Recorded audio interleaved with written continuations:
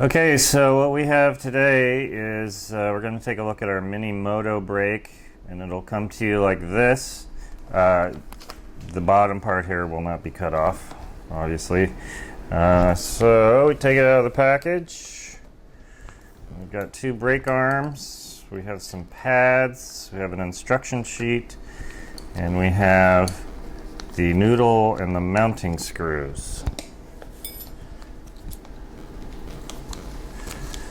I could take my scissors, cut this out. Do not cut the decals. Very important to go on your bike later or your toolbox. So here's the mounting screws. Brake pads, we're going to set these aside for a minute. Here's your instructions. Now here we have the MiniMoto. This is a linear pull short arm brake, commonly called a mini V brake. Here we have a cantilever stud. I'm going to use that just to show a couple of things we've got going with our pivot. Got our mounting screws. We're going to take off the twist tie, and I want to go over the pivot with you. This is what's called the spring adjuster. This goes in here, tightens onto that, and to adjust the springs you loosen that screw and adjust the spring tension by rotating the spring adjuster. So we'll take that off, and then we have a spring,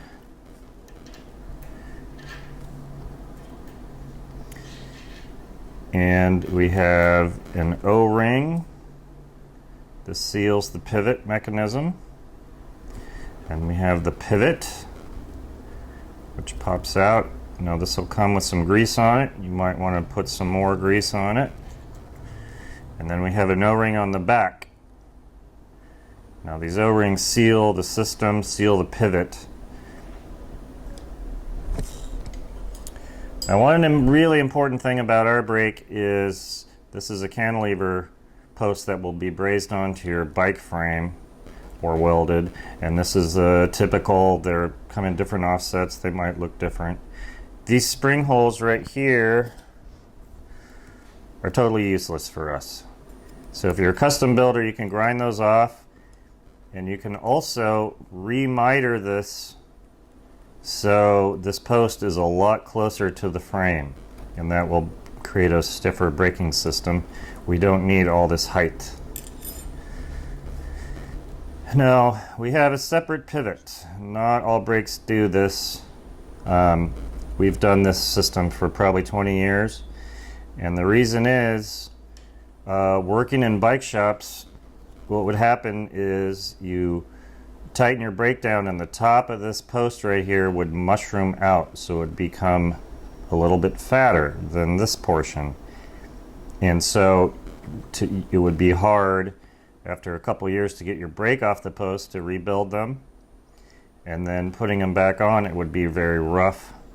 This would mess up the bearing surface. The other reason is this bearing surface right here varies a lot from different manufacturers that make different posts, so that varies. So we decided we didn't want to count on that, so we made our own pivot, and ours is a lot bigger. It's a lot more surface area, so there's a lot less wear that's going to happen. Also, inside of here, the contact is on the end here, but it fits snugly, so there's no room for the end to mushroom out. And even if it does, it will not affect the outer diameter of this pivot at all. And that was a problem that we solved a long time ago. So you've got your post, you put your pivot on. Actually, just from the get-go, you can just undo the tie here and just slide it on and put your mount bolt on, but I'll show you how this all works together. So we've got our cantilever post, put our stainless pivot sleeve on. We've got to make sure we have an O-ring in the back. That slides on. And we put the front O-ring on. and then the spring, and then the spring adjuster, and the mounting bolt. Now on this brake, on all our cantilever brakes, we have two different springs. One is silver and one is gold, and they're wound in opposite directions. So you want to make sure when you're facing the brake, the gold is on the left and the silver is on the right. So then, because they're directional, like I said, if you install this and you're tightening this up and you're actuating the arm and the springs appear to be unwinding, that is bad. You need to switch them. You've got them reversed. They always should look like when the pad approaches the rim, the springs are getting tighter. And then we've got the noodle up here. Noodle fits into this hook. It's really easy to operate.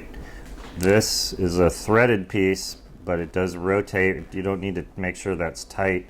So that will rotate so the angle of your housing coming in can be matched by whatever you need to do. And then over here we've got the cable clamp. And that's that.